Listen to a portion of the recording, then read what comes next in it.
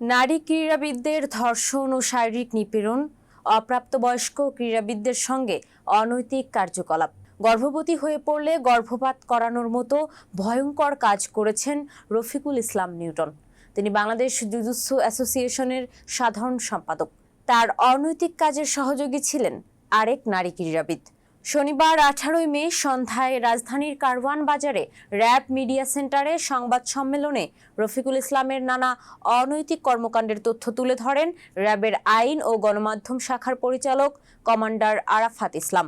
তিনি জানান, আজ রাজধানীর শাহ আলী ও মিরপুর এলাকায় অভিযান চালিয়ে রফিকুল ইসলাম নিউটন ও তার সহযোগী একজন নারীকে গ্রেপ্তার করা হয়।